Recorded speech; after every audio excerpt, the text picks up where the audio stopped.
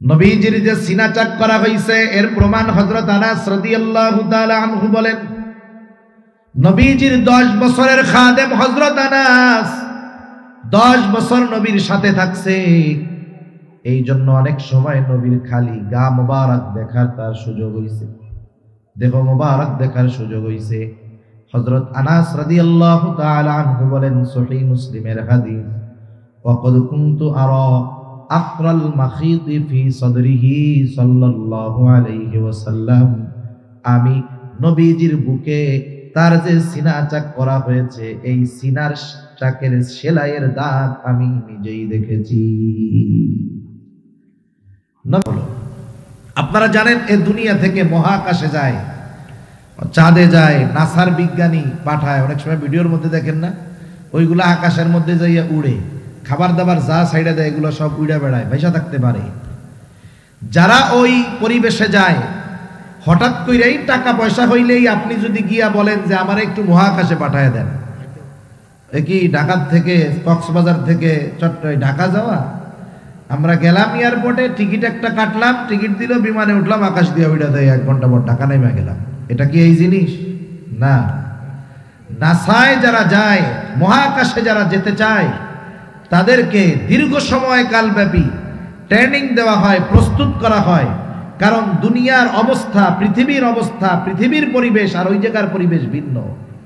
ওই পরিবেশে যেন সে তাকে মানিয়ে নিতে পারে, এই জন্য তাকে 2, 4, 6 মাস, 1 বছর, বরং তার চাইতে বেশি ট্রেনিং দিয়ে প্রস্তুত করে এরপরে তাকে মহাকাশে পাঠানো হয়। নবীজির সফর হলো সপ্ত আকাশ পাড়ি দিয়ে আরশে আজিম পর্যন্ত। এই জন্য রাসূলুল্লাহ সাল্লাল্লাহু আলাইহি ওয়াসাল্লামের তৃতীয়বার সিনা চাক করে এই দীর্ঘ লম্বা সফরের জন্য নবীজিকে প্রস্তুত করা হইল। এইবার সফর শুরু হয়ে গেল, চইলা আসলো বোরাক। বোরাক হলো এমন একটা প্রাণী, খচ্চরের চাইতে বড়, ঘোড়ার চাইতে ছোট, গাধার চাইতে ছোট, খচ্চরের চাইতে বড়। আমাদের অঞ্চলে অনেক জায়গায় মাঝে মধ্যে দেখি, বাজারেও পোস্টার কিনতে পাওয়া যায়, সাদা একটা ঘোড়া, ঘোড়ার সাথে 2টা লাগাই দিছে ডানা, দেখেন নাই মনে হয় আপনারা? আবার হাদিসে আছে বোরাক নাকি কথা কইতে পারে, এবার লাগাই দিছে সাথে মানুষের একটা মাথা। আরে গর্দবের দল, ওইটারে ঘরের মধ্যে বরকত মনে করে টানায় রেখে দেয়, কয় যে এটা নাকি নবীজির বোরাক। নাউজুবিল্লাহ। রাসূল আকরাম সাল্লাল্লাহু আলাইহি ওয়াসাল্লাম এবার বোরাকের উপরে আরোহণ করলেন, বোরাকের উপরে চড়ে বসলেন। প্রথম সফর হলো মসজিদুল হারাম থেকে মসজিদুল আকসা পর্যন্ত। এখন আসেন বোরাকের গতি কত ছিল। বিজ্ঞানীরা বলে যে সপ্ত আকাশ পাড়ি দিয়ে আরশে আজিম পর্যন্ত এটা পৌঁছানো অসম্ভব, ওইখানে পৌঁছানোর মতো কোনো বাহন এখন পর্যন্ত তৈরি হয় না। ওরা বলে যে ওইখান পর্যন্ত পৌঁছানোর কোনো বাহন তৈরি হয় নাই। আলোর গতি, আলো, আমরা কারেন্ট আছে না, বিদ্যুৎ, এর গতি হলো প্রতি সেকেন্ডে 1,86,000 মাইল। প্রতি সেকেন্ডে কত? 1,86,000 মাইল। সূর্যের দূরত্ব কত? 9,30,00,000 মাইল দূর। সূর্যের আলো দুনিয়াতে আসতে সময় লাগে 8 মিনিট, 8.5 মিনিটের একটু বেশি, 8 মিনিট 33-34 সেকেন্ড বা এরকম হবে। সূর্য 9,30,00,000 মাইল দূরে, সূর্যের আলো দুনিয়াতে পৌঁছাইতে সময় লাগে 8.5 মিনিটের মতো। সূর্য পৃথিবীর চাইতে 13 লক্ষ গুণ বড়, কিন্তু এই সূর্যটা দূরত্বের কারণে কেমন মনে হয়? মনে হয় যে সিদ্ধ ডিমের একটা কুসুম, তাই না? অথচ বড় কত? 13 লক্ষ পৃথিবী ওর মধ্যে ঢুকায় দেওয়া যাবে। দূরত্বের কারণে ছোট মনে হয়। মাঝে মধ্যে আকাশ যখন পরিষ্কার, আমরা আকাশে ছোট ছোট তারকা দেখি, দেখছেন না? তারকা, এই তারকাগুলো দেখতে ছোট মনে হয়, আসলে ছোট না। কেন? দূরত্বের কারণে ছোট। এক একটা তারকা কত বড়, যে একটা তারকার মধ্যে যেই সূর্য পৃথিবীর চাইতে 13 লক্ষ গুণ বড়, ওই রকম কোটি কোটি মিলিয়ন মিলিয়ন সূর্য একটা তারকার মধ্যে ঢুকায় দেওয়া যাবে। সুবহানাল্লাহ। এখন বলেন তো আকাশে কত তারকা আছে, এর হিসাব কারো জানা আছে? কারো জানা নেই। মহাকাশ নিয়ে যারা গবেষণা করে, নাসা যদি জিজ্ঞাসা করেন বলো তো আকাশে কত তারা আছে, ওরা বলবে এর হিসাব আমাদের জানা নাই, অগণিত তারকা আছে। এখন আসেন, এই তারকাগুলো কোথায়? সব তারকাগুলো প্রথম আসমানের নিচে। আল্লাহ তাআলা বলেন ইন্না যায়্যানাস সামাআদ দুনিয়া বিজিনাতিনিল কাওয়াকিব। আল্লাহ তাআলা বলেন আমি দুনিয়ার আসমানকে নক্ষত্রপুঞ্জ দ্বারা সুসজ্জিত করেছি। যত নক্ষত্র আমরা দেখি সব প্রথম আকাশের নিচে। রাসূলুল্লাহ সাল্লাল্লাহু আলাইহি ওয়াসাল্লাম বলেন বুরাকের গতি হলো দৃষ্টি সীমার শেষ পর্যন্ত। তার মানে এখান থেকে আমরা তারকাও দেখতে পাই, এই তারকাটাও দেখতে পাই। তার মানে বুরাকের প্রতিটা পদক্ষেপ এই যে তারকা দেখি তার চাইতে অনেক অনেক বেশি দূরে। সাথে জবান খুলে অন্তর থেকে আমরা একবার কালিমাতুশ শুকর পাঠ করি, আলহামদুলিল্লাহ। অগণিত দুরূদ ও সালাম সাইয়্যিদুল আম্বিয়া, আশরাফুল আম্বিয়া, খাতামুল আম্বিয়া, ইমামুল মুরসালিন, রাহমাতুল লিল আলামিন মুহাম্মাদুর রাসূলুল্লাহ সাল্লাল্লাহু আলাইহি ওয়াসাল্লামের উপর। ব্যস্ত হবে না, আওয়াজটা শক্ত করবেন, টনটন করবেন। আমি আপনাদের খেদমতে পবিত্র কোরআনুল কারীমের অন্যতম প্রসিদ্ধ সূরা বনী ইসরাঈল থেকে একটা আয়াত তিলাওয়াত করেছি। আল্লাহ তাআলার কাছে তৌফিক চাই উক্ত আয়াতকে সামনে রেখে কিছু কথা আল্লাহ তাআলা আমাকে বলবার তৌফিক দান করেন, যে কথাগুলো আমাদের সকলের দুনিয়া এবং আখিরাতের জন্য কল্যাণকর হয়। সকলে বলি আমিন। আপনারা তো অবগত আছেন যে গত অক্টোবর মাসের শুরু থেকে নিয়ে এই পর্যন্ত মুসলমানদের উপরে, বিশেষ করে ফিলিস্তিনের গাজার নিরহ মুসলমানদের উপরে অমানবিক জুলুম, অত্যাচার, হত্যা, নিপীড়ন ইসরায়েলের ইহুদিরা চালিয়ে যাচ্ছে। আসলে ইহুদিদের মূল উদ্দেশ্য কি? গোটা দুনিয়াকে মুসলিম শূন্য করা নাকি অন্য কিছু? যদি এই উদ্দেশ্য তাদের হইতো যে গোটা দুনিয়ার সকল মুসলমানের বিরুদ্ধে তারা যুদ্ধ করবে, সব মুসলমানের সাথে তারা একেবারে যুদ্ধ করে মুসলমানদেরকে নিশ্চিহ্ন করে দিবে, যদিও মনে হয় দৃশ্যমান যে তাদের এই উদ্দেশ্য না, কিন্তু তারা যেই কাজটা করতেছে এই উদ্দেশ্যটাকেই হাসিল করার জন্যই তারা করতেছে।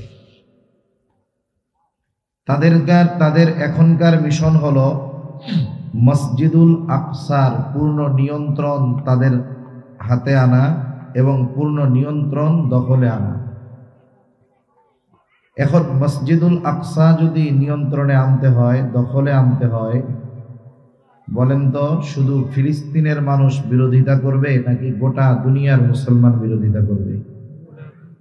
গোটা দুনিয়ার মুসলমান বিরোধিতা করবে। কিন্তু আন্তর্জাতিক নিয়মের গেড়াকলে, বেড়াজালে আমরা ফেসে গেছি। এখন আপনার আমার যদি মন চায় যে আমরাও ফিলিস্তিনে গিয়ে মুসলমানদের কাঁধে কাঁধ মিলিয়ে জালেম ইহুদিদের বিরুদ্ধে যুদ্ধ করব, এটা আমাদের মন চাইলেও আন্তর্জাতিক নিয়মের কারণে এই মন চাওয়াটা পূরণ করা কি সম্ভব? সীমান্তের বেড়াজালে আমরা আটকে গেছি। গোটা দুনিয়াকে, এক একটা দেশকে ঘিরে দেওয়া হয়েছে। ইচ্ছা করলেই এক দেশ থেকে আর এক দেশে যাওয়া যায় না।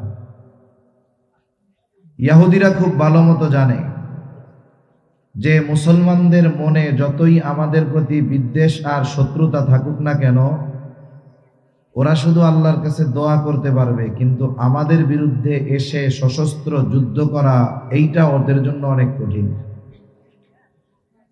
এই জন্য ওরা যদি ফিলিস্তিনের নিরস্ত্র মুসলমানদেরকে নিশ্চিহ্ন করে দিতে পারে, তাহলে মসজিদুল আকসা দখল করা তাদের জন্য কঠিন কিছু হবে না। মূলত ওরা চায় এই মসজিদকে ভেঙে গুড়িয়ে দিয়ে ওই জায়গায় তৃতীয় আরেকটা উপাসনালয় প্রস্তুত করতে, তৈরি করতে, বানাইতে। এই জন্য তারা তাদের কিছু আজগুবি কথাবার্তা মানুষের মধ্যে ছড়ায়া দিছে, ওদের ধর্মের মানুষের মধ্যে ছড়ায়া দিছে যে শোনো, ওই জায়গাটা আসলে এই মসজিদ ছিল না, ওই জায়গায় অন্য কিছু ছিল।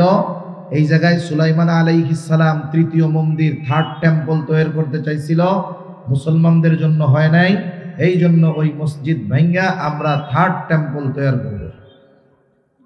এটা কেন করবে?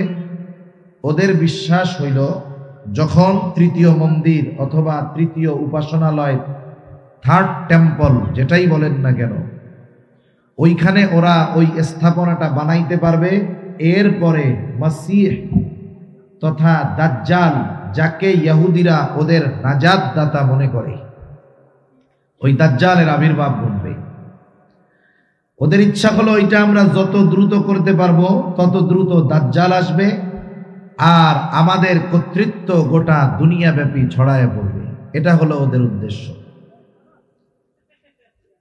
যেমন দেখেন, বাবরি মসজিদকে ভেঙে রাম মন্দির বানাইছে, কয়েকদিন আগে উদ্বোধন করছে, আপনারা জানেন এটা? যেখানে 500 বছর ধরে মসজিদ, কত বছর ধরে? অর্ধ সহস্র বছর ধরে যেখানে মসজিদ, হঠাৎ করে 20 শতাব্দীর মাঝামাঝি কে বা কারা বলে উঠল যে এর তলে নাকি রাম মন্দির ছিল। নাউজুবিল্লাহ বলে। এরপরে শুরু হলো কি, যেহেতু এইটা এর নিচে এইসব ছিল, তাই মসজিদ জোর করে করা হয়েছে, এটা ভেঙে ফেলতে হবে। যেই মসজিদ 500 বছর দাঁড়িয়েছিল, নামাজ হয়েছে, আজান হয়েছে, তখনকার কোনো অমুসলিম হিন্দু এই কথা বলে নাই। কিন্তু একটা সময় দেশ বিভক্তের পরে, 47-এর পরে এই কথাগুলো বলার কারণ কি? কারণ হলো যারা হিন্দুত্ববাদ লালন করে অন্তরে, ওরা চায় যে এই উপমহাদেশে মুসলমানদের কোনো প্রকার কোনো স্থাপনা থাকবে না। ঠিক কিনা বলে? এটা ওরা চায়। আমি আপনাদেরকে হিন্দু ধর্মের প্রতি বিদ্বেষ পোষণ করার জন্য শিক্ষা দিচ্ছি না, ইতিহাস বলতেছি আপনাদের। এরপরে দেখেন, আপনারা মাঝে মধ্যে পত্রিকায় খবর হয়তো পান যে ভারতের কিছু কিছু জায়গার নাম মুসলিম নাম হওয়ার কারণে এই নামগুলোকে পরিবর্তন করে অন্য নাম তারা রাখার চেষ্টা করতেছে। এরকম অনেক জায়গায় করতেছে। এই যে যেমন বাবরি মসজিদকে ভুয়া, মিথ্যা, গুজব, বানোয়াট কথা বলে হিন্দুদের মধ্যে একটা সিম্প্যাথি তৈরি করে তাদেরকে বাবরি মসজিদের প্রতি বিদ্বেষ পোষণকারী বানিয়ে ওই মসজিদকে ভেঙে যেমন রাম মন্দির করা হয়েছে, ওই ইহুদিরাও চায় মসজিদুল আকসাকে গুড়িয়ে দিয়ে তাদের তথাকথিত থার্ড টেম্পল বানাইতে। অথচ এই মসজিদুল আকসার সাথে বলেন তো পৃথিবীর সকল মুমিন মুসলমানের অন্তরের সম্পর্ক আছে না নাই? আছে। মক্কা মদিনার প্রতি আমাদের যেমন ভালোবাসা থাকতে হবে, সাথে সাথে মসজিদুল আকসার প্রতিও আমাদের ভালোবাসা থাকতে হবে। আমাদের সন্তানদেরকে মসজিদুল আকসার ইতিহাস, গল্প, ফজিলত জানাতে হবে। ঘরের মধ্যে অনেকে মোহাব্বত করে মক্কা মদিনার ছবি রাখে, সাথে সাথে মসজিদুল আকসারও একটা ছবি রাখতে হবে। যদি ঘরে ছবি থাকে, ছোট বাচ্চা অনেক সময় জিজ্ঞাসা করেন, আব্বু এটা কি, আম্মু এটা কি? যখন আপনি বলবেন এটা মক্কা, এটা কাবা, আল্লাহর ঘর, তখন আপনি তাকে এর সংক্ষিপ্ত ইতিহাস তার মাথার মধ্যে ঢুকাইয়া দিবেন। বলবেন যে আব্বু, এই মক্কা হইল এই দুনিয়ার প্রথম ঘর। আল্লাহ তাআলা বলছে, ইন্না আউওয়ালা বাইতি উদিআ লিন-নাস লাল্লাযী বিবাক্কাতা মুবারাকাও ওয়া হুদাল লিল আলামিন। এই ঘর বানাইছে ইব্রাহিম আলাইহিস সালাম, যিনি মুসলিম মিল্লাতের পিতা। এই ঘর বানানোর সময় ইব্রাহিম আলাইহিস সালামকে তার ছেলে ইসমাইল আলাইহিস সালাম সাহায্য করছে। এই ঘর তাওয়াফ করলে আল্লাহ তাআলা খুশি হয়, গুনাহ মাফ করে দেয়। সামর্থ্য যখন হয় এই ঘর তাওয়াফের জন্য তথা হজের জন্য যাইতে হয়, এটা আল্লাহ ফরজ করছে। এই যে ছবিটা দেখে বাচ্চা একটা কথা জিজ্ঞাসা করলো, আর আপনি তাকে অনেক বিষয় এই সম্পর্কে জানায়া দিলেন। শিশুকালে বাচ্চারা যেই কথাটা শুনে ওই কথাটা তার মনস্পটে, হৃদয়ের মধ্যে গেঁথে যায়, ঠিক কিনা বলেন? মসজিদুল আকসার ছবি দেখে যখন জিজ্ঞাসা করবে আব্বু এইটা কি, আম্মু এইটা কি, তখন বলবেন এটা হলো সেই মসজিদ যেই মসজিদ হলো পৃথিবীর দ্বিতীয় মসজিদ, যেই মসজিদের সংস্কার সুলাইমান আলাইহিস সালাম জিনদের মাধ্যমে করাইছে। এই মসজিদ হলো সেই মসজিদ যেখান থেকে নবীজির মেরাজের সফর শুরু হয়েছে। এই মসজিদের ইমাম, অনেক নবী এই মসজিদের ইমামতি করছেন। এইভাবে ওই মসজিদের ফজিলত আপনি যখন বাচ্চার সামনে তুলে ধরবেন, তার অন্তরে ওই মসজিদের প্রতি মহব্বত, ভালোবাসা জাগ্রত হবে কি হবে না? হবে। এই জন্য আমি মূলত আজকে আপনাদের খেদমতে যে বিষয়টা আলোচনা করব, বেশি সময় আমি করব না, সর্বোচ্চ 9:30 পর্যন্ত। আমি আপনাদেরকে দুইটা বিষয়ের ব্যাপারে কিছু ধারণা দিব। একটা হলো, যেহেতু রজব মাস, এই মাসেই রাসূল আকরাম সাল্লাল্লাহু আলাইহি ওয়াসাল্লামের মেরাজ, ইসরা এবং মেরাজ হয়েছে বলে প্রসিদ্ধ আছে। সাথে সাথে মেরাজের সূচনা স্থল যেই মসজিদ, মসজিদুল আকসা, এই মসজিদুল আকসা আর মেরাজ সম্পর্কে কিছু আলোচনা আমি আপনাদের সাথে করব। একটু খেয়াল দিয়ে শোনা যাবে না ইনশাআল্লাহ?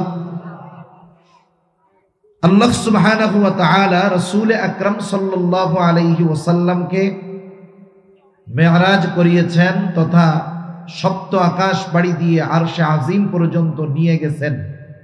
আমার আপনার নবীজি সশরীরে সেইখানে গেছেন।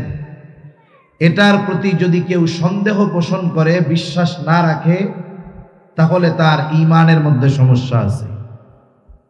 আমাদের দেশের অনেক আধুনিক মানুষ মুসলমানের ঘরে জন্ম নেওয়ার পরেও এই বিষয়ে সন্দেহ পোষণ করে। বলেন তো, আল্লাহ তাআলা হলেন এমন এক মহান সত্তা, ওনার জন্য রাসূল আকরাম সাল্লাল্লাহু আলাইহি ওয়াসাল্লামকে সশরীরে সপ্ত আকাশ পাড়ি দিয়ে আরশে আজিম পর্যন্ত নেওয়া, এটা আল্লাহর জন্য কঠিন না অতি সহজ? সেজন্য এই ব্যাপারে কোনো সংশয় সন্দেহ অন্তরে রাখা যাবে না। যেই রাত্রে এই ইসরা আর মেরাজের ঘটনা ঘটলো, রাসূলুল্লাহ সাল্লাল্লাহু আলাইহি ওয়াসাল্লাম কাবা চত্বরে কিছু মুসলমানদের সাথে বসে আছেন। উনি ওই রাত্রের ঘটনা বর্ণনা করতেছেন, আর কাফেররা প্রতিদিন সকালবেলায় নবীজির আশেপাশে বসে থাকতো যে আজকে কি কথা মুহাম্মদ বলে, কোন কথা নিয়ে মুহাম্মদকে ধরা যায়, ওই আশায় তারা থাকতো। নবীজি যখন বললেন যে এই রকম ঘটনা ঘটছে, আমাকে রাতের বেলায় মসজিদুল হারাম থেকে মসজিদে আকসা পর্যন্ত নেওয়া হয়েছে, ওইখান থেকে সপ্ত আকাশ পাড়ি দিয়ে আল্লাহ তাআলার দিদার নসিব হয়েছে, এই কথা যখন নবীজি বলতেছেন, পাশের থেকে আবু জেহেল, উতবা সাহেবা চিন্তা করে, মুহাম্মদ মানুষরে দিয়া অন্যান্য কথা যতই বিশ্বাস করাইছো, এই কথা আর বিশ্বাস করাইতে পারবো না। এখন এরা দৌড়াইয়া আগে আবু বকর সিদ্দিক রাদিয়াল্লাহু তাআলা আনহুর কাছে গেছে। ওই দিন মজলিসে আবু বকর সিদ্দিক রাদিয়াল্লাহু তাআলা আনহু উপস্থিত ছিল না। চিন্তা করছে, আবু বকরকে দিয়ে যদি এই ঘটনা অবিশ্বাস করানো যায়, তাইলে অন্যান্য সবাই এমনি অবিশ্বাস করবে। এই চিন্তা করে কাফেররা আবু বকর সিদ্দিক রাদিয়াল্লাহু তাআলা আনহুর কাছে গেছে। গিয়া বলে, আবু বকর শুনছো তোমাদের নবী কি বলে? কি বলে? বলে সে নাকি এক রাত্রের মধ্যেই মসজিদুল হারাম থেকে মসজিদে আকসায় গেছে, এরপরে সেখান থেকে সপ্ত আকাশ পাড়ি দিয়ে সে নাকি আল্লাহর সাথে কথাবার্তা বইলা আবার রাত শেষ হওয়ার আগেই নাকি চলে আসছে। আবু বকর সিদ্দিক রাদিয়াল্লাহু তাআলা আনহু বলে, এই কথা কি নবীজি সাল্লাল্লাহু আলাইহি ওয়াসাল্লাম বলছে? ওরা বলে, হ্যাঁ, আমরা নিজ কানে শুনে আইসা তোমার কাছে বলতেছি। আবু জেহেল উতবা সাহেবা চিন্তা করছে এবার মনে হয় আবু বকর বলবে, না রে এটা তো হইতে পারে না। কিন্তু আবু বকর সাথে সাথে বলতেছে, নবীজি যদি এটা বলে থাকে এটা যে সত্য এ ব্যাপারে কোনো সন্দেহ নাই। সুবহানাল্লাহ। ওরা যেই আশা নিয়ে আবু বকরের কাছে গেছে সেই আশার গুড়ে বালি। কি হইল ঘটনা? রাসূল আকরাম সাল্লাল্লাহু আলাইহি ওয়াসাল্লাম বলেন, দুইজন ফেরেশতা আসছে, আমাকে জমজম কূপের কাছে নিয়ে গেছে। লম্বা ঘটনা, আমি সংক্ষিপ্ত সারে বলতেছি। প্রথমে নবীজি সাল্লাল্লাহু আলাইহি ওয়াসাল্লামের সিনা চাক করা হয়েছে, সার্জারি করা হয়েছে, সিনা পরিষ্কার করা হয়েছে জমজমের পানি দিয়া। সিনা চাক রাসূল আকরাম সাল্লাল্লাহু আলাইহি ওয়াসাল্লামের দুইবার, কোন কোন বর্ণনায় আসছে তিনবার নবীজির সিনা চাক করা হয়েছে। প্রথমবার হলো যখন হালিমাতুস সাদিয়ার ঘরে রাসূল আকরাম সাল্লাল্লাহু আলাইহি ওয়াসাল্লাম ছিলেন। একদিন হালিমাতুস সাদিয়ার মেয়ে তথা ওনার দুধ ভাই দুধ বোনদের সাথে উনি মাঠে গেছেন, নবীজি সাল্লাল্লাহু আলাইহি ওয়াসাল্লাম। উনি এক জায়গায় বসে আছেন, ওরা খেলাধুলা করতেছে। হঠাৎ ওরা দেখতে পাইল দুইজন লোক আসছে, নবীজিকে, শিশু নবীকে শোয়াইছে, সিনা চাক করছে, কি জানি বাহির করছে, আবার ওইরকম দিয়া মিলায়া দিয়া চলে গেছে। প্রথমবার নবীজির সিনা চাক করানো হয়েছে, এর দ্বারা কি হলো? প্রত্যেকটা মানুষের শিশুকালে শিশু সুলভ কিছু আচরণ থাকে। আল্লাহ তাআলা নবীজি সাল্লাল্লাহু আলাইহি ওয়াসাল্লামের মধ্য থেকে ওই শিশু সুলভ বিষয়গুলোকে আল্লাহ তাআলা দূর করে দিয়েছেন। এজন্য নবীজির শৈশবকালেও অন্যান্য বাচ্চাদের মতো নবীজি হই হুল্লা দৌড়াদৌড়ি খেলাধুলা করতেন না। উনি এক জায়গায় বসে কি জানি গভীর মনোযোগে ভাবতেছেন, এরকমটাই মনে হইত। এরপরে দ্বিতীয়বার যেই বর্ণনা আসছে, যৌবনকালে নবীজির একবার সিনা চাক করা হয়েছে। কেন? কারণ মানুষ যখন যৌবনকালে পদার্পণ করে ওই বয়সে তার অনেক কিছু মনে চায়, করতে চায়। এই যৌবনের যেই আচরণগুলো, এই ধরনের কিছু বিষয় থেকে নবীজিকে হেফাজতের জন্য আল্লাহ তাআলা যৌবনকালে দ্বিতীয়বার সিনা চাকের ব্যবস্থা করেছেন। রাসূল আকরাম সাল্লাল্লাহু আলাইহি ওয়াসাল্লামকে আল্লাহ তাআলা নবুয়ত দেওয়ার আগেই এমন এমন বিষয় থেকে হেফাজত করেছেন যেই বিষয়গুলো নবীজি নবুয়তির পরে হারাম ঘোষণা হয়েছে। এমন বিষয়গুলো থেকে আল্লাহ তাআলা আমার আপনার নবীজিকে নবুয়তির আগেই হেফাজত করছে। যেমন বলেন তো, ইসলামে গান বাদ্য হালাল না হারাম? হারাম। এমন ইতিহাস দেখানো যাবে না যে নবীজি সাল্লাল্লাহু আলাইহি ওয়াসাল্লাম নবুয়তির আগে কোনোদিন গানবাদ্যে অংশগ্রহণ করছে, জীবনেও করে নাই। রাসূলুল্লাহ সাল্লাল্লাহু আলাইহি ওয়াসাল্লাম শরীয়ত মদকে হারাম করেছে। মদ, ইসলাম আসার পরেও মদকে একবারে হারাম করা হয় নাই, 3 ধাপে মদকে হারাম করা হয়েছে। অথচ নবীজি কোনোদিন নবুয়তির আগে মদ পান করেন নাই। সুবহানাল্লাহ বলেন। এমন কোন কাজ নবীজি নবুয়তির আগে করেন নাই যার কারণে নবুয়তির পরে কাফেররা ওনাকে কিছু বলার সাহস পায় নাই। আল্লাহ তাআলা নবীজির চরিত্রকে কেমনে হেফাজত করছে একটা উদাহরণ দেই আপনাদের। রাসূলুল্লাহ সাল্লাল্লাহু আলাইহি ওয়াসাল্লাম যখন 3 বছর গোপনে দাওয়াত দিয়েছেন, কয় বছর? 3 বছর। আল্লাহ তাআলা এইবার আয়াত নাজিল করলেন। আল্লাহ তাআলা বলেন, ওয়া আনদির আশীরাতাকাল আকরাবিন। আল্লাহ রাব্বুল আলামিন বলেন, পয়গম্বর এখন আর গোপনে দাওয়াত দেওয়া হবে না, এখন আপনি আপনার নিকটস্থ আশেপাশের মানুষগুলোকে সতর্ক করেন। রাসূলুল্লাহ সাল্লাল্লাহু আলাইহি ওয়াসাল্লাম সবাইকে একত্রে দাওয়াত দিবেন কেমনে? নবীজি দাঁড়ায় গেলেন সাফা পাহাড়ের উপর। কোন কোন বর্ণনায় আসছে নবীজি দাঁড়ায় গেলেন আবু কুবাইস পাহাড়ের উপর, একই কথা। কারণ সাফা পাহাড় হলো আবু কুবাইস পাহাড়েরই একটা অংশ। নবীজি দাঁড়ায় গেলেন, সকলকে ডাক দিলেন, ও মক্কাবাসী এদিকে আসো। সকলে দলে দলে নবীজি সাল্লাল্লাহু আলাইহি ওয়াসাল্লামের ডাকে সাড়া দিয়ে চলে আসলেন। কারণ আবু কুবাইস পাহাড়ের এমন একটা বৈশিষ্ট্য ছিল, মর্যাদা ছিল, একজন অপরিচিত ব্যক্তিও যদি আবু কুবাইস পাহাড়ের উপরে উঠে মানুষদেরকে সাহায্যের জন্য ডাকতো, ব্যক্তিকে মক্কার মানুষ এইগুলো দেখতো না, বরং ওই পাহাড়ের উপরে উঠে অপরিচিত একজন মানুষও যদি মক্কাবাসীর কাছে সাহায্য চাইতো, ওই পাহাড়ের সম্মানার্থে মক্কার মানুষেরা ওই ব্যক্তিকে সাহায্য করার জন্য ছুটে আসতো। আজকে তো মক্কাবাসীকে ডেকেছে আল আমিন, as-সাদিক, আমানতদার, বিশ্বস্ত, সত্যবাদী মুহাম্মদ আমাদেরকে ডেকেছে, এই জন্য সকলে দলে দলে ছুটে চলে গেছে। নবীজি সাল্লাল্লাহু আলাইহি ওয়াসাল্লাম সকলকে একত্রিত হওয়ার পর সকলে জিজ্ঞাসা করে, মুহাম্মদ আপনি কেন আমাদেরকে এখানে ডেকেছেন, কেন একত্রিত করেছেন? নবীজি এবার বললেন, আমি যদি তোমাদেরকে এই কথা বলি যে এই পাহাড়ের পাদদেশে একদল অশ্বারোহী সৈন্য তোমাদের উপরে আক্রমণ করার জন্য অপেক্ষা করতেছে, তোমরা কি আমার কথা বিশ্বাস করবা নাকি? উপস্থিত সব মানুষ সমস্বরে বলে, মুহাম্মদ কেন আপনার এই কথা বিশ্বাস করব না? তার মানে অবশ্যই অবশ্যই আপনার এই কথা বিশ্বাস করব। কাফেররা কেন নবীজির কথা বিশ্বাস করবে? তারাই বলে, ও মুহাম্মদ আপনার কথা বিশ্বাস করব, কারণ হলো ইতিপূর্বে আমরা আপনাকে কখনো মিথ্যাবাদী পাই না। আপনি তো এর আগে কোনোদিন মিথ্যা কথা বলেন নাই, আজকে মিথ্যা বলবেন এটা হতেই পারে না।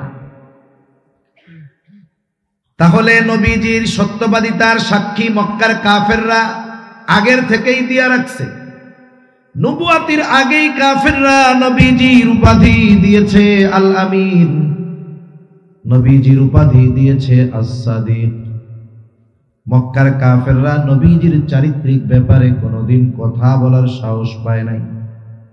নবীজির থেকে মানুষদেরকে দূরে রাখার জন্য মক্কার কাফেররা নবীজির ব্যাপারে 3টা শব্দ ব্যবহার করত। কয়টা শব্দ? 1 নাম্বার, মানুষদেরকে বলতো মুহাম্মাদের কাছে যাও না, মুহাম্মদ হলো একটা পাগল। আবার বলতো মুহাম্মাদের কাছে যাও না, মুহাম্মদ একটা জাদুকর। আবার বলতো মুহাম্মাদের কাছে যাও না, মুহাম্মদ হলো একটা কবি। নবীজির ব্যাপারে তারা এই 3টা শব্দ ব্যবহার করত। বাস্তবতা হলো এই বিষয়গুলো কারো চারিত্রিক বিষয়ের অবক্ষয়ের কারণ হতে পারে না। ওরা কোনোদিন বলতে পারে নাই এই মুহাম্মাদের কাছে যাও না, মুহাম্মদ কিন্তু মিথ্যা কথা কয়। এই কথা বলার তারা কোনোদিন সাহস পায় নাই। এই জন্য আল্লাহ রাব্বুল আলামিন আমার আপনার নবীজির সকল চারিত্রিক বৈশিষ্ট্য নবুয়তির আগেই আল্লাহ তাআলা সব সময়ের জন্য পরিশুদ্ধ রেখে দিয়েছে। একবার নবীজি বলতেছেন যে এক বিবাহের অনুষ্ঠানে আমি গেছি, আমারে যাইতে বলছে বিবাহের অনুষ্ঠানে। এখন ওই বিবাহের অনুষ্ঠানে নাচ গান হবে, বাদ্যযন্ত্র বাজাবে, জাহেলিয়াতের সময়, উনি তখন কিশোর। নবীজি বলেন আমি ওই বিবাহের অনুষ্ঠানে গেলাম, কিছু সময় পরে নাচ গান শুরু হবে, সকলে আনন্দ হই হুল্লোড় শুরু করতেছে। ইতিমধ্যে হঠাৎ আমার 2 চোখ জোড়ে ঘুম চলে আসলো। আমি ওই বাড়ির এক কোনায় গিয়া ঘুমায় পড়লাম, যেখানে লোকজন যায় না। এরা সারা রাত গান বাদ্য করেছে, মদ পান করেছে, হই হুল্লা করেছে। আমার কোনো হুশও নাই, খবরও নাই। আমার এক ঘুম, ওই রাত থেকে এক ঘুম, আমার ঘুম ভাঙছে তখন সূর্যের আলো আমার মুখের উপরে এসে পড়েছে। যখন আবার রাসূলুল্লাহ সাল্লাল্লাহু আলাইহি ওয়াসাল্লাম দেখেন, বলেন তো, পুরুষদের জন্য সতর ঢেকে রাখা, নাভি থেকে নিয়ে হাঁটু পর্যন্ত ঢেকে রাখা পুরুষের জন্য ফরজ। এটা পুরুষের সতর। নারীর সতর তো আছে, পুরো শরীর ঢেকে রাখবে সে। সতর ঢেকে রাখা ফরজ। রাসূল আকরাম সাল্লাল্লাহু আলাইহি ওয়াসাল্লাম একবার কাবা ঘর সংস্কারের কাজ হচ্ছে, বড় ফজিলতের কাজ। মক্কার মানুষেরা চিন্তা করতেছে এত বড় ফজিলতের কাজ করব, ওই পোশাক পরে ওই কাজ করা যাবে না। যেই পোশাক পরে আমরা অন্যায় করি, গুনাহ করি, এই পোশাক পরে কাবা ঘর সংস্কারের কাজ করা যাবে না। তারা সকলে মিলে সিদ্ধান্ত নিল, সকলে বস্ত্রহীন তথা একেবারে উলঙ্গ হয়ে কাবা গৃহ সংস্কারের কাজ করবে। নবীজিও আছেন লুঙ্গি পরা। চাচা আব্বাস রাদিয়াল্লাহু তাআলা আনহু তখন বলতেছে, মুহাম্মদ, সবাই যেহেতু পোশাক খুলে এই কাজে অংশগ্রহণ করছে, তুমিও খুলে নাও। নবীজি বলেন, এই কথা বলার পরে আমি শুধু চিন্তা করছি পোশাক খুলতে হবে, এই চিন্তার সাথে সাথে আমি অজ্ঞান হয়ে গেছি। এইভাবে আল্লাহ তাআলা আমার আপনার নবীকে নবুয়তির পরে যেই বিষয়গুলো উম্মতের জন্য নিষেধ হয়েছে, ওই বিষয়গুলো থেকে আল্লাহ তাআলা নবুয়তির আগেই আমার আপনার নবীজিকে হেফাজত করেছে। নাইলে কাফেররা কি কইতো জানেননি? যদি উনি মদ খাইতেন, বুঝানোর জন্য বলতেন, তাহলে কাফেররা বলতো, ও নিজে আগে কত খাইছে, এখন এটা আবার হারাম কইতেছে। আমাদের সমাজে এরকম মানুষ তো মনে হয় নাই। মনে করেন এক লোক আগে অন্যায় করছে, করতেই পারে, এখন ওই লোকটা তাওবা করছে, ভালো হয়ে গেছে, দাওয়াত ও তাবলীগের মেহনতে গেছে, হক্কানি পীর মাশায়েখের কাছে গেছে, মনে করেন 3 দিনের লেগে চরমনায় গেছে। এ দুনিয়ার কত চোর, কত বদমাইশ, কত খারাপ মানুষ, কত খুনি, কত ধর্ষক চরমনায় গিয়ে দাওয়াত ও তাবলীগের মেহনতে গিয়ে ভালো মানুষ হয়ে গেছে। এর নজির 2-1টা আপনাদের এলাকায় আসেনি? মনে করেন ওই লোক শয়তানের ধোঁকায় একসময় খারাপ কাজ করছেই, এখন তো লোকটা তাওবা করে ভালো হয়ে গেছে। এখন ওই লোকটা যেই অপরাধ আগে করতো এখন তো আর করে না।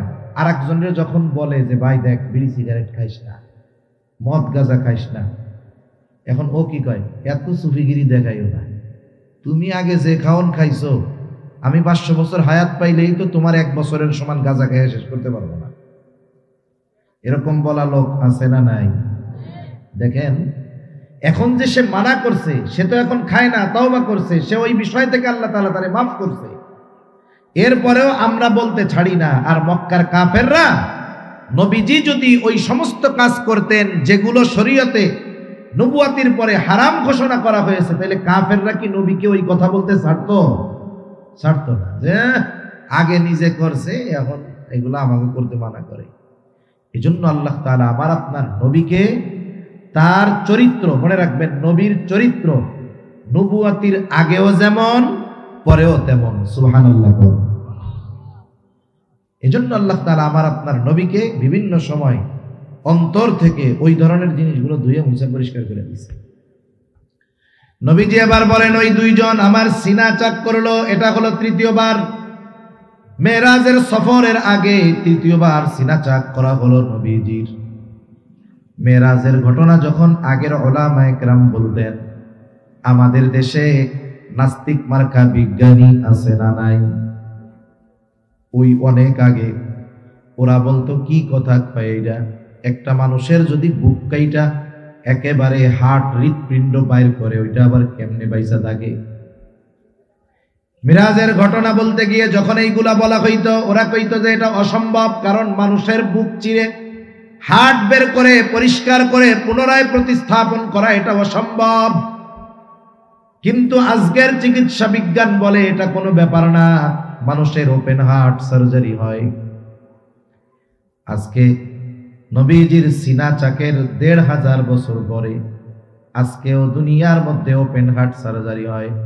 একটা মানুষকে পরিপূর্ণ অজ্ঞান না করে যার অপারেশন হয়, সেও স্ক্রিনের মধ্যে দেখতে পারে। এই বুক ফেড়ে হার্ট বের করে সকল প্রকার ব্লক ছুটাইয়া আবার হার্টকে ভিতরে প্রতিস্থাপন করা হয়। যেই ওপেন হার্ট সার্জারি আমরা দেখতেছি বিগত কয়েক বছর, আর ওই ওপেন হার্ট সার্জারি আমার আপনার নবীকে আল্লাহ তাআলা করিয়েছেন ১৫০০ বছর আগে। নবীজির যে সিনা চাক করা হয়েছে এর প্রমাণ হযরত আনাস রাদিয়াল্লাহু তাআলা আনহু বলেন, নবীজির 10 বছরের খাদেম হযরত আনাস 10 বছর নবীর সাথে থাকছে। এই জন্য অনেক সময় নবীর খালি গা মোবারক দেখার তার সুযোগ হইছে, দেহ মোবারক দেখার সুযোগ হইছে। হযরত আনাস রাদিয়াল্লাহু তাআলা আনহু বলেন, সহিহ মুসলিমের হাদিস, ওয়াকাদ কুনতু আরা আফরাল মাখিতি ফি সাদরিহি সাল্লাল্লাহু আলাইহি ওয়াসাল্লাম, আমি নবীজির বুকে তার যে সিনা চাক করা হয়েছে এই সিনার চাকের সেলাইয়ের দাগ আমি নিজেই দেখেছি। আপনারা জানেন এ দুনিয়া থেকে মহাকাশে যায়, চাঁদে যায়, নাসার বিজ্ঞানী পাঠায়, অনেক সময় ভিডিওর মধ্যে দেখেন না, ওইগুলা আকাশের মধ্যে যাইয়া উড়ে, খাবার দাবার যা সাইডে দেয় এগুলো সব উড়ে বেড়ায়, ভাইসা থাকতে পারে। যারা ওই পরিবেশে যায় হঠাৎ কইরাই টাকা পয়সা হইলেই আপনি যদি গিয়া বলেন যে আমার একটু মহাকাশে পাঠায় দেন, এ কি ঢাকার থেকে কক্সবাজার থেকে ঢাকা যাওয়া? আমরা গেলাম এয়ারপোর্টে, টিকিট একটা কাটলাম, টিকিট দিল, বিমানে উঠলাম, আকাশ দিয়ে উড়ে দেয় 1 ঘন্টা পর ঢাকা নেমে গেলাম। এটা কি এই জিনিস? না। নাসায় যারা যায়, মহাকাশে যারা যেতে চায়, তাদেরকে দীর্ঘ সময় কালব্যাপী ট্রেনিং দেওয়া হয়, প্রস্তুত করা হয়। কারণ দুনিয়ার অবস্থা, পৃথিবীর অবস্থা, পৃথিবীর পরিবেশ আর ওই জায়গার পরিবেশ ভিন্ন। ওই পরিবেশে যেন সে তাকে মানিয়ে নিতে পারে, এই জন্য তাকে 2, 4, 6 মাস, 1 বছর, বরং তার চাইতে বেশি ট্রেনিং দিয়ে প্রস্তুত করে এরপরে তাকে মহাকাশে পাঠানো হয়। নবীজির সফর হলো সপ্ত আকাশ পাড়ি দিয়ে আরশে আজিম পর্যন্ত। এই জন্য রাসূলুল্লাহ সাল্লাল্লাহু আলাইহি ওয়াসাল্লামের তৃতীয়বার সিনা চাক করে এই দীর্ঘ লম্বা সফরের জন্য নবীজিকে প্রস্তুত করা হইল।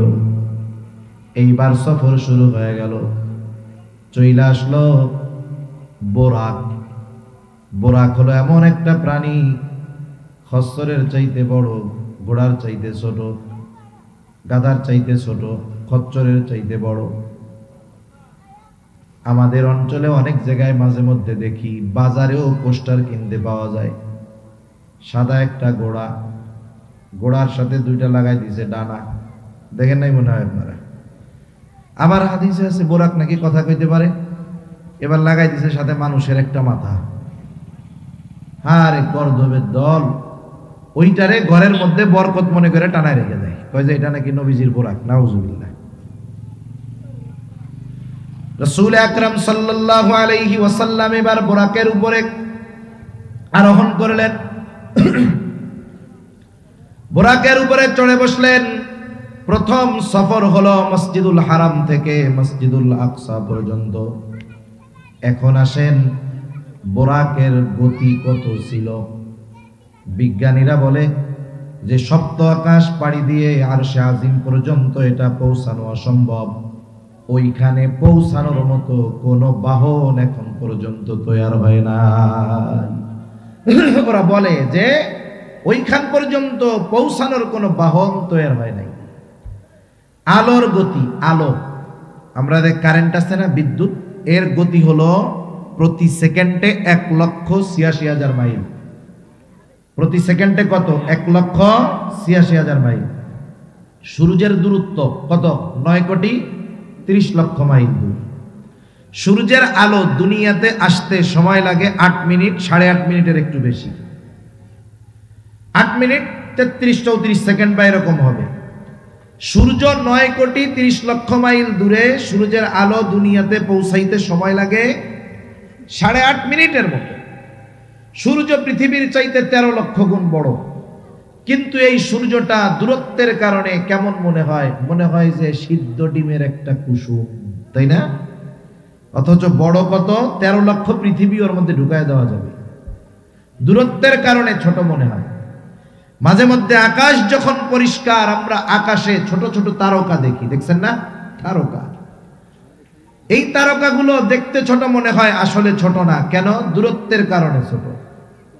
এক একটা তারকা কত বড়, যে একটা তারকার মধ্যে যেই সূর্য পৃথিবীর চাইতে 13 লক্ষ গুণ বড়, ওই রকম কোটি কোটি মিলিয়ন মিলিয়ন সূর্য একটা তারকার মধ্যে ঢুকায় দেওয়া যাবে। সুবহানাল্লাহ।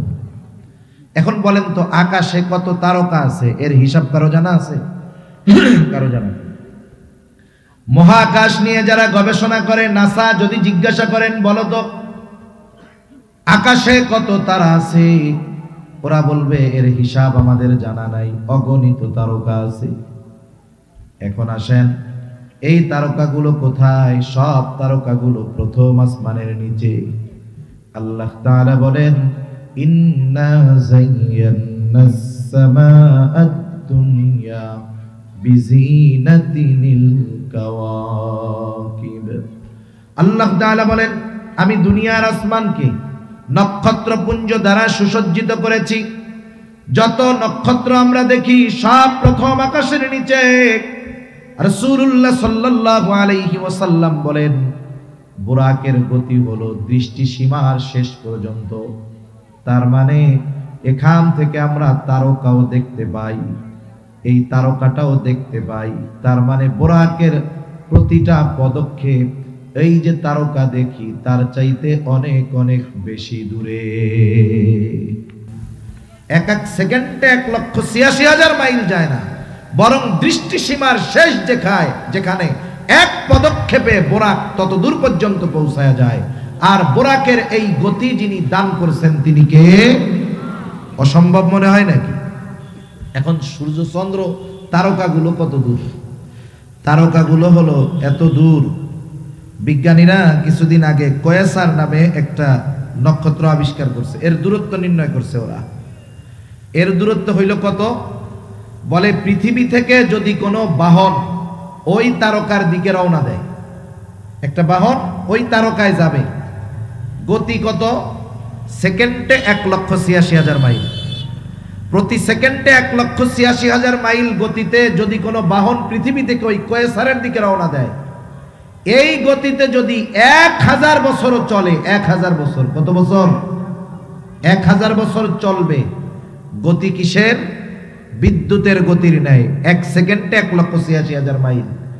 এই গতিতে যদি 1000 বছর চলে, তাহলে পৃথিবীর সবচাইতে নিকটে, প্রথম আসমানের নিকটে, সবচাইতে নিকটে যেই তারকা, ওই তারকা পর্যন্ত পৌঁছাইতে পারবে না। একটু চিন্তা করেন যে প্রথম আকাশের নিচে আল্লাহ কত জায়গা রাখছে। এই বিজ্ঞানীরা আগে এক সময় বলতো যে হুজুররা খালি ওয়াজ করে। কি ওয়াজ করে? বলে যে এই লোকটা যাররা পরিমাণ ঈমান নিয়ে মরবে, যদি তার কোনো বদআমল থাকে, যাররা পরিমাণ ঈমান নিয়ে যদি মরতে পারে, তার পাপ কাজের শাস্তি দেওয়ার পরে আল্লাহ তাআলা ওই ব্যক্তিকে সবচাইতে ছোট জান্নাত দান করবে। তার ছোট জান্নাতটা কতটুকু? হাদিসের মধ্যে আসছে, যার জান্নাতটা ছোট হবে তার জান্নাতটাও এই দুনিয়ার কমপক্ষে 10 গুণ হবে। এখন এই ওয়াজ কি 2024 সালে আইসা আমি আপনাদের করতেছি নাকি 1500 বছর ধরে চলতেছে? এখন আগে তো এই ওয়াজ হুজুররা করতো, আর ওই নাস্তিকরা কইতে হুজুরে কয় কি দেখছস, হুজুরে কয় কি? আমরা দেশে 2টার বেশি নয়, একটা হইলে ভালো হয়, এই স্লোগান আসেনি আপনাকে? ওইদিকে কয় না যে 2টার বেশি না, একটা হইলে ভালো হয়। এখন তো যে শিক্ষা ব্যবস্থা প্রণয়ন হচ্ছে, যে পাঠ্যপুস্তক প্রণয়ন হচ্ছে, যা করতেছে ঈমানও যাবে, একটাও হবে না। যাই হোক, আমি তো ওই বিষয়ের দিকে বলতেছি না, এই জন্য বললাম না। আল্লাহ আমাদের এই গজব থেকে হেফাজত করুক, সকলে বলি আমিন। তারা বলতো হুজুররা বলে কি, আমরা জন্ম নিয়ন্ত্রণ করতে বলতেছি, মানুষের সংখ্যা কমাইতে বলতেছি, থাকার জায়গার অভাব হইতেছে, খাওয়ার ব্যবস্থার অভাব হইতেছে, আমরা বলতেছি জনসংখ্যা কমাইতে, যাতে থাকার জায়গা সংকটে না পড়ে যায়। আর হুজুররা বলে এরা নাকি মরার পরে যেটা ছোট পাইবো এটাই নাকি দুনিয়ার 10টার সমান একটা পাবে। এত জায়গা পাইবো কই? কি বলে এত জায়গা পাবে কোথায়? একটা আসমানের খবর আপনাদের বললাম যে সবচাইতে নিকটের যেই গ্রহ, এটার দূরত্ব কোটি বছর পার হয়ে যাবে যদি কেউ প্রতি সেকেন্ডে 1,86,000 মাইল বেগে ছুটে কোটি বছর পার হলেও ওই তারকা পর্যন্ত পৌঁছাতে পারবে না। আর ওই তারকা প্রথম আসমানের নিচে, প্রথম আসমানের নিচে। আল্লাহ বলতেছেন যে এগুলো আসমানকে আমি সুসজ্জিত করেছি। একটা সাধারণ মোটা মাথার মানুষও বুঝতে পারে যে তাহলে প্রথম আসমানের নিচে কত জায়গা। বলেন তো আসমান কি একটা না আরো আছে? আল্লাহ তাআলা বলেন আল্লাযী খালাকা সাবআ সামাওয়াতিন তিবাকা। আল্লাহ তাআলা সপ্ত আকাশ আসমানকে 7 স্তর বিশিষ্ট করে সৃষ্টি করেছেন। তার মানে এই কথাটা বোঝা যায় আল্লাহ তাআলা যদি তার কোনো বান্দাকে দয়া কইরা দুনিয়ার 10টার সমান নয় 1000 সমানও যদি এক একটা জান্নাত দেয়, প্রথম আসমানের নিচের জায়গায় শেষ হবে না। যে কথার থেকে এত দূর গেলাম যে বোরাকের দূরত্ব সেকেন্ডে মানে এক মুহূর্তে কত দূর, দৃষ্টি সীমার শেষ পর্যন্ত। মানুষের দৃষ্টি সীমা কত দূর যায়? খোলা আকাশে আমরা ওই 1 কোটি আলোকবর্ষ মাইল দূরের ওই তারকাটাকেও আমরা দেখতে পারি। তার মানে বোরাক এক পদক্ষেপে এর চাইতে বেশি যায়। সুবহানাল্লাহ বলেন। নবীজি সফর শুরু করলেন, ওখান থেকে সফর শুরু হলো। জমিনের যেই ভ্রমণটা এটাকে বলা হয় ইসরা। মসজিদুল হারাম থেকে মসজিদুল আকসা পর্যন্ত ভ্রমণটাকে বলা হয় ইসরা। আল্লাহ তাআলা সে কথা কোরআনুল কারীমের মধ্যে বলেন, সুবহানাল্লাযী আসরা বিআবদিহি লাইলাম মিনাল মাসজিদিল হারাম ইলাল মাসজিদিল আকসাল্লাযী বারাকনা হাওলাহু লিনুরিয়াহু মিন আয়াতিনা ইন্নাহু হুয়াস সামিউল বাসীর। পুত পবিত্র ওই মহান সত্তা যিনি তার বান্দাকে মসজিদুল হারাম থেকে মসজিদুল আকসা পর্যন্ত ভ্রমণ করিয়েছেন। আল্লাহ তাআলা বলতেছেন বিআবদিহি, নবীজিকে আবদুন বলে আল্লাহ তাআলা অভিহিত করেছেন। মনে রাখবেন, এই দুনিয়ায় মালিক হইতে পারলেই দাম তা না, বরং পরিপূর্ণ আবদুন তথা আল্লাহর গোলাম হতে পারলেই সে সফল হয়ে যায়। আমার তো অনেক কথা বলতে মন চাইতেছে, কিন্তু সব কথা বলতে গেলে আমি যতটুকু পর্যন্ত যাইতে চাই ততটুকু পর্যন্ত আমার জন্য যাওয়া কঠিন হবে। এখন দেখেন, আমরা মনে করি স্বাধীনতার মধ্যেই মনে হয় পূর্ণাঙ্গ সফলতা। এই যে স্বাধীনতা, মানবাধিকার স্বাধীনতা বলতে বলতে বলতে কি হচ্ছে দেখেন না? এখন আমাদেরকে বুঝাইতে যাচ্ছে একটা ছেলে হয়ে জন্ম নিছে, এখন ওর তো একটা স্বাধীনতা আছে। ও যখন বড় হবে, ও যদি মনে মনে নিজের মাইয়া কয় তাইলে নাকি ও মাইয়া হয়ে যাবে। নাউজুবিল্লাহ। এই ধরনের কথা বলার সাহস কেমনে হলো? কারণ মানুষকে স্বাধীনতার নামে, মানবাধিকারের নামে ইসলাম বিদ্বেষী বানানো হচ্ছে। বাস্তবতা হলো এই ধরনের স্বাধীন চেতা মানুষের কোনো দাম নাই। বলেন তো, আকাশে অনেক পাখি উড়ে যাইতেছে, লক্ষ লক্ষ পাখির জাক। আমার সাথে মনে করেন একজন আছে, আমি ওরে বললাম, দোস্ত তুমি কি বক পাখি খাইতে মজা লাগে তোমার? বলে হ্যাঁ, পাইলে তো খামু। তাহলে দেখো ওই যে আকাশে উড়ে যাইতেছে, 1000-এর উপরে বক আছে, তুমি আমারে 500 টাকা দাও। এখন বলেন তো, যেই স্বাধীন পাখি, খাঁচার বাহিরের পাখি, আমি যদি কেউরে 500 টাকা না 5 টাকাও চাই যে ওই পাখিগুলোর মালিক তোমারে বানায় দিলাম, ও কি আমারে দিবে বলেন তো? বলবে হুজুর এত বলদ ভাবেন কেন, এ পাখির 5 পয়সাও কোনো দাম নাই। কিন্তু বলেন তো, ওই পাখিরগুলোর মধ্যে থেকে একটা পাখি যদি খাঁচায় বন্দি করে আয় না বলি, কিনবেন? দাম কত? 500 টাকা। বাজারে 800।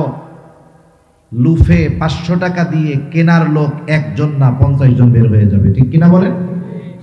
তাহলে এই পাখিটার দাম হইল কেন? আবদ্ধ হওয়ার কারণে, জেলখানার মধ্যে বা খাঁচার মধ্যে আবদ্ধ হওয়ার কারণে। আমরা মুসলমান, আমরা যদি খাঁচার বাইরে চলে যেতে চাই, তথা শরীয়তের যেই সীমা, খাঁচার বাইরে যদি চলে যেতে চাই, আমাদের কোনো দাম নাই। আখিরাত বরবাদ, দুনিয়া বরবাদ। কিন্তু শরীয়তের খাঁচার মধ্যে যদি থাকি তাহলে আমাদের দাম আছে। সেজন্য আবদুন, যে গোলাম, যে সে আল্লাহর গোলাম, দুনিয়ার মানুষের গোলামি করলে সম্মান ইজ্জত ধ্বংস হয়ে যায়, আর আল্লাহর যে যত বড় গোলাম হয় তার মর্যাদা আল্লাহ তত বেশি বাড়ায় দেয়। সুবহানাল্লাহ। দেখেন না, খ্রিস্টানেরা ঈসা আলাইহিস সালামরে বলতে চায় যে এটা আল্লাহর ছেলে।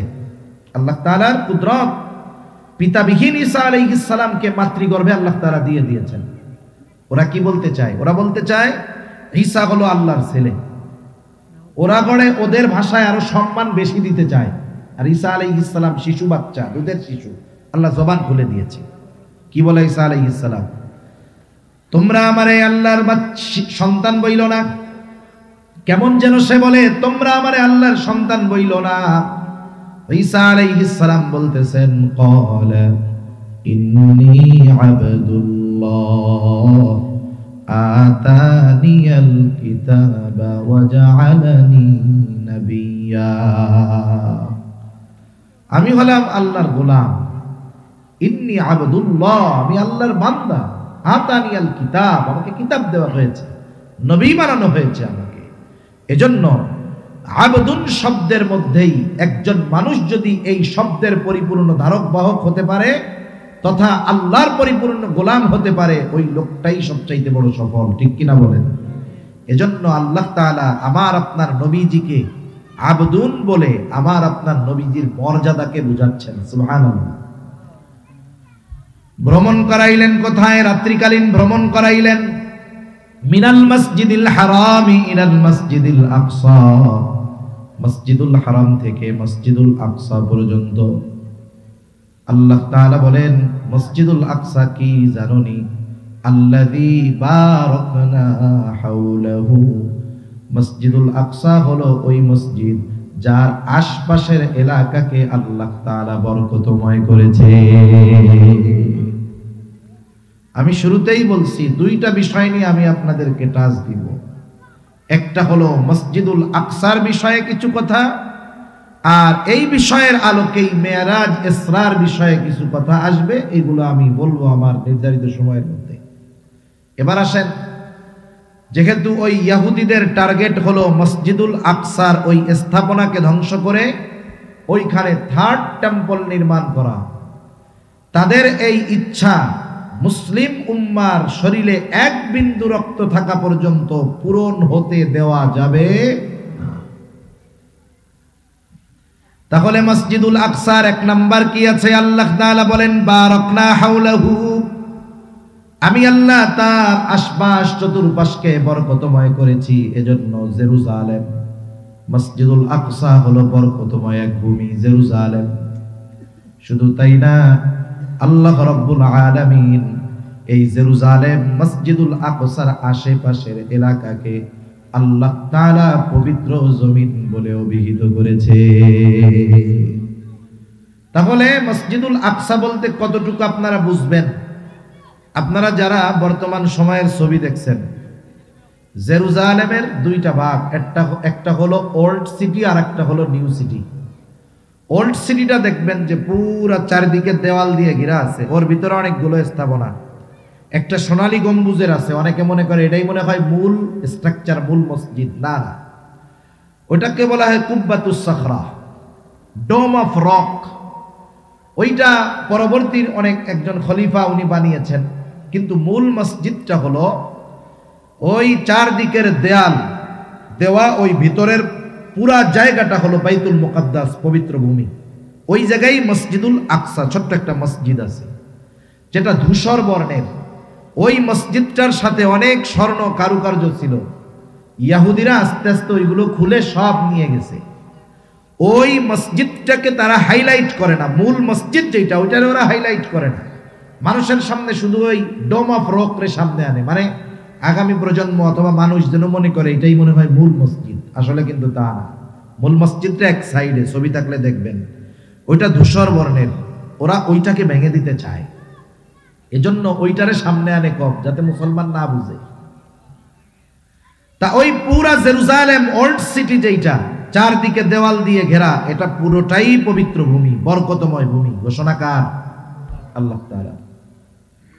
যেমন কেউ যদি মক্কায় গিয়ে নামাজ পড়ে, বায়তুল্লাহর সাথে সে যত দূর চলে যাক, জামাতে শরীক হইলে বাইতুল্লাহ নামাজ পড়ার যেই ফজিলত, সে সেই ফজিলত পরিপূর্ণরূপে লাভ করবে। হারামের যেই এরিয়া আছে, একেবারে বাইতুল্লাহর সাথে যেই হুকুম, হারামের এরিয়ার মধ্যে পরিপূর্ণভাবে সেই হুকুম, অথচ এরিয়াটা অনেক বড়, বিশাল বিস্তর জায়গা নিয়ে। এজন্য মসজিদুল আকসা বলতে শুধু মূল মসজিদটাকেই আমরা মনে করব না, বরং ওই যে চারদিকে দেওয়াল দেওয়া যেই জেরুজালেম সিটি, ওল্ড সিটি যেটা, এটা পুরোটাই বরকতময়, পুরোটাই আল্লাহ তাআলা পবিত্র জমিন বলে ঘোষণা দিয়েছেন। আল্লাহ তাআলা কোরআনুল কারীমের মধ্যে হযরত মূসা আলাইহিস সালাতু ওয়াস সালাম যখন বনি ইসরাঈলদেরকে জেরুজালেমের মধ্যে প্রবেশ করতে বলতেছিল, আল্লাহ তাআলা বলেন, মূসা আলাইহিস সালাম বলতেছে, ইয়া কওমি দখুলুল আরদাল মুকদ্দাসাতাল্লাতী কাতাবাল্লাহু লাকুম ওয়ালা তারতাদ্দু আলা আদবারিকুম ফাতানকালিবু খাসিরিন। আল্লাহ তাআলা বলেন, মূসা তার সম্প্রদায়কে বলতেছে, ইয়া কওমি দুখুলুল আরদাল মুকদ্দাস, হে আমার সম্প্রদায়, তোমরা ওই পবিত্র জমিনের মধ্যে প্রবেশ করো, যেই জমিনের মালিকানা আল্লাহ তোমাদেরকে লিখে দিয়েছে। কারণ তখন জেরুজালেম শাসন করত জালেম এক গোত্র, তাদের বিরুদ্ধে যুদ্ধ করার কথা বলতেছে যে তোমরা ওই পবিত্র ভূমির মধ্যে ঢুইকা পড়ো, যেই ভূমি, যেই জমিনের মালিকানা আল্লাহ তোমাদেরকে দিয়েছে, তোমরা শুধু যুদ্ধ করার জন্য সামনের দিকে অগ্রসর হইবা, তোমরা সামনে যাবা, শত্রু বাহিনী যতই শক্তিশালী হোক, ওই শত্রুর বিরুদ্ধে তোমাদেরকে যিনি বিজয় দান করবেন তিনি কে? তবে একটা কাজ, সামনে যাবা তো যাবা, পেছনের দিকে আসবা না, তাইলে ক্ষতিগ্রস্ত হয়ে যাইবা। তাহলে মসজিদুল আকসা তথা জেরুজালেমের ভূমি, এটা হলো পবিত্র ভূমি, বরকতময় ভূমি, পবিত্র ভূমি। এবার আসেন, এই জেরুজালেম এটা মুসলমানদের প্রথম কিবলা। মুসলমানদের কি প্রথম কিবলা? আব্দুল্লাহ ইবনে আব্বাস রাদিয়াল্লাহু তাআলা আনহু থেকে বর্ণিত, রাসূল আকরাম সাল্লাল্লাহু আলাইহি ওয়াসাল্লাম যখন মক্কায় ছিলেন, তিনি জেরুজালেমের দিকে তথা বাইতুল মুকদ্দাসের দিকে ফিরে নামাজ পড়তেন। মক্কা থেকে বাইতুল মুকদ্দাস হলো উত্তর দিকে, মক্কা থেকে মদিনা এরও আরো উত্তরে হলো বাইতুল মুকদ্দাস। নবীজি যখন মক্কায় ছিলেন, বাইতুল্লাহর দক্ষিণ পাশে দাঁড়াইতেন, উত্তর দিকে মুখ করতেন। আব্দুল্লাহ ইবনে আব্বাস রাদিয়াল্লাহু তাআলা আনহু বলেন, ওয়াল কাবাতু বাইনা ইয়াদাই, কাবা থাকতো সামনে, এরপরে উত্তরে থাকতো বাইতুল মুকদ্দাস। নবীজি এইবার বাদামা হাজারা ইলাল মদিনা, নবীজি এবার মক্কা থেকে মদিনায় হিজরত করলেন, মদিনায় গিয়ে নামাজ পড়া শুরু করলেন বাইতুল মুকদ্দাসের দিকে। আগে তো মক্কায় থাকতে বাইতুল্লাহ সামনে নিতে পারতেন, যেহেতু বাইতুল মুকদ্দাস উত্তর দিকে, কাবা পড়ে গেছে দক্ষিণ দিকে। মদিনা থেকে কাবা হলো দক্ষিণ দিক, বাইতুল মুকদ্দাস হলো উত্তর দিক। এখন বলেন তো, নবী যদি বাইতুল মুকদ্দাসের দিকে ফিরে নামাজ পড়ে, কাবা সামনে থাকে নাকি পেছনে পড়ে যায়? কথা বুঝেন নাই? কোন দিকে পড়ে? পেছনের দিকে পড়ে। নবীজি 16 মাস নামাজ পড়ছে এই অবস্থায়, কিন্তু নবীজির অন্তরের মধ্যে তামান্না, আরে এই কাবা যদি মুসলমানদের জন্য কিবলা হয়ে যাইত, কতই না ভালো হইতো। যারা হজ উমরায় গেছেন, আল্লাহ যাওয়ার তৌফিক দিছে, যখন হজ উমরায় যাওয়া হয়, ঐতিহাসিক স্থাপনাগুলো জিয়ারতে নিয়ে যাওয়া হয়, দেখার জন্য নিয়ে যাওয়া হয়। এর মধ্যে একটা হলো এই মসজিদে কিবলাতেই। ওই মসজিদের মধ্যে অনেকে ঢুইকা টের পায় না, কয় যে কই দুই কিবলা কেমনে? এখন তো কাবার দিকে মেহরাব মেম্বার সব, কিন্তু মসজিদ থেকে যখন বের হবে, এইভাবে উপরের দিকে খেয়াল করলে দেখা যায় যে সাবেক যেই কিবলা, তার চিহ্ন বোঝানোর জন্য একটা জায়নামাজের মতো দেওয়া আছে। ওই মসজিদ, ওই তথা ওই স্থানে নবীজি নামাজে ছিলেন। মনের মধ্যে তামান্না, যদি কাবা মুমিনদের জন্য কিবলা হয়ে যাইত। নবীজি নামাজ পড়তেছেন আর আকাশের দিকে তাকাইতেছেন, মনের মধ্যে ওই আশা। আল্লাহ তাআলা মানুষের অন্তরের খবর জানেন কি জানেন না? একটু আস্তে কন, জানেন কি জানেন না? নাকি আপনাদের মধ্যে দুই একজন আছে হুজুর আমার মনের খবর আল্লাহও জানে না? আসেননি দুই একজন? তাহলে কথা পেলে কি খিদা লেগে যায় এই জন্য কথা কম কম? আল্লাহ তাআলা সবার মনের খবর জানে। এই তো আল্লাহ রাব্বুল আলামিন মনের খবর জানে। নবীজি কি বলতে চায়, কেন আকাশের দিকে তাকায়? আল্লাহ তাআলা বলেন, ক্বাদ নারা তাকাল্লুবা ওয়াজহিকা ফিস সামা ফালানুওয়াল্লিয়ান্নাকা কিবলাতান তারদাহা। কেন আপনি আপনার চেহারাটা উপরের দিকে দেন? আল্লাহ তাআলা দেখেন, তিনি জানেন। আল্লাহ তাআলা বলেন, ফালানুওয়াল্লিয়ান্নাকা কিবলাতান তারদাহা।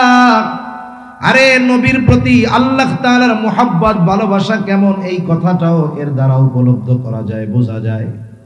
আল্লাহ তাআলা বলতেছেন, হাবিব রে, আপনার মন চায় কাবা বাইতুল্লাহ মুসলমানদের জন্য কিবলা হয়ে যাক, এটা আপনার মন চায়।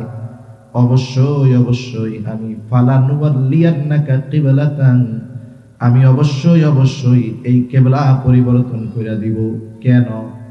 বলে তারদাহা, আপনার খুশির জন্য, সন্তুষ্টির জন্য আমি আল্লাহ জেরুজালেম থেকে ফিরায়া বাইতুল্লাহকে আপনার জন্য আমি আল্লাহ কিবলা বানায়া দিব। এখন আল্লাহ তাআলা কিবলা পরিবর্তন করেছেন কেন? নবীরে খুশি করার জন্য। সুবহানাল্লাহ বলেন। 2 রাকাত তো হয়ে গেছে। খুশির খবর কয় না, ভালো কামে দেরি করতে নেই। আল্লাহ তাআলা সাথে সাথে বলেন 2 রাকাত হইছে, তাতে কি, বাকি 2 রাকাত ওইদিকে ফিরাই পড়েন। সুবহানাল্লাহ বলেন। ফাওয়াল্লি ওয়াজহাকা শাতরাল মসজিদিল হারাম, আপনি আপনার চেহারাটাকে মসজিদে হারামের দিকে ফিরায় নেন। ওই মসজিদুল আকসা জেরুজালেম এর অন্যতম বৈশিষ্ট্য হলো এটা মুসলমানদের প্রথম কিবলা। কেউ যদি বাইতুল মুকাদ্দাসের প্রতি মহব্বত ভালোবাসা না রাখে, নবীজির ওই ইবাদতগুলোর উপর, এই মসজিদের অন্যতম বৈশিষ্ট্য এটা হলো পৃথিবীর দ্বিতীয় মসজিদ। রাসূলুল্লাহ সাল্লাল্লাহু আলাইহি ওয়াসাল্লামকে জিজ্ঞাসা করা হলো, ইয়া রাসূলুল্লাহ আইয়ু মসজিদিন উদিয়া ফিল আরদি আউওয়ালা, এই জমিনের মধ্যে সর্বপ্রথম কোন মসজিদকে বানানো হয়েছে? নবীজি বললেন, আল মসজিদুল হারাম, মসজিদুল হারামকে প্রথমে বানানো হয়েছে। বলেন এরপরে কোনটা? নবীজি বলেন, আল মসজিদুল আকসা। প্রশ্ন করা হইল, কাম কানা বাইনাহুমা, এই 2 মসজিদের মধ্যে ব্যবধান কত বছরের? নবীজি বললেন, 2 মসজিদের মধ্যে ব্যবধান হলো 40 বছরের। এই হাদিসের ব্যাখ্যা না বুঝলে আবার পেছ লাগা যাবে। আল্লাহ তাআলা তো বাইতুল্লাহ ইব্রাহিম আলাইহিস সালাম মূলত বানায় নাই। ইব্রাহিম আলাইহিস সালাম হলো মূল সংস্কারক। এর আগে নূহ আলাইহিস সালাতু ওয়াস সালামের মহাপ্লাবনের পরে বাইতুল্লাহর আগের যে স্থাপনা ছিল, পাথর টাথর দিয়েছিল, এটা পুরো বিধ্বস্ত হয়ে যায়। শুধু বালুর উঁচু ডিবির মতো একটু জায়গা ছিল, আর কিছুই ছিল না। আল্লাহ তাআলা তো চাইছেন ইব্রাহিম আর ইসমাইল আলাইহিমাস সালাম এই 2 জনকে দিয়ে বাইতুল্লাহর সংস্কার করাবেন। এই জন্যই তো হাজেরা সহ ওই দুগ্ধপোষ্য শিশু বাচ্চা ইসমাইল আলাইহিস সালামকে আল্লাহর নির্দেশে ইব্রাহিম আলাইহিস সালাম বাইতুল্লাহর কাছে রেখে গেছে। আর এক লম্বা ইতিহাস। এরপরে যখন প্রাপ্তবয়স্ক হইছে, আল্লাহর নির্দেশে বাপ বেটা মিলা এবার ওইটাকে সংস্কার করছে। বর্তমান যেই বাইতুল্লাহ দেখেন, এটা কিন্তু ইব্রাহিমী যে স্ট্রাকচার তা নয়। আপনারা যারা হজ উমরায় গেছেন, তাওয়াফের সময় দেখবেন বাইতুল্লাহর সাথেই এইরকম সাদের মতো বাঁকানো একটা দেয়াল আছে। ছবি টবিতে দেখছেন না? এটাকে বলা হয় হাতিমে কাবা। এটাও কাবার অংশ। মূল ঘর, 4 কোণা যেই ঘর, ওর মধ্যে যদি কেউ ঢুকে, ঢোকার পরে সে যেই দিক খুশি সেই দিক ফিরা নামাজ পড়তে পারবে। কিন্তু বাহিরে ওই যে চাঁদের মতো যেই অংশটা, ওই ভিতরে যদি কেউ যাইতে পারে, যাওয়া যায়, অনেক মানুষ যায়। ওই জায়গাটাও যেহেতু কাবার অংশ, ওই জায়গায়ও সে যেদিকে খুশি সেদিকে ফিরে নামাজ পড়তে পারবে। হাতিমে কাবার এরিয়ার মধ্যে ঢুকছে, বাইতুল্লাহর পেছনে দিয়ে সামনের দিকে ওই দেয়াল বাঁকানো যেটা, ওইটার সামনে দিয়ে নামাজ পড়ছে, তার নামাজ হয়ে যাবে। এখন কথা হইল, তাইলে ওইটারে বাইরে রাখা হইল কেন? ইব্রাহিম আলাইহিস সালাম কিন্তু পুরোটা নিয়ে বানাইছিলেন। পরবর্তীতে কুরাইশরা যখন কাবা ঘর সংস্কার করলো, সংস্কার করার সময় তাদের অর্থের অভাবে হাতিমে কাবা ওই অংশটাকে আর মূল অংশের মধ্যে তারা ঢুকাইতে পারে নাই, একটু ছোট করে বানায় রেখে দিয়েছে।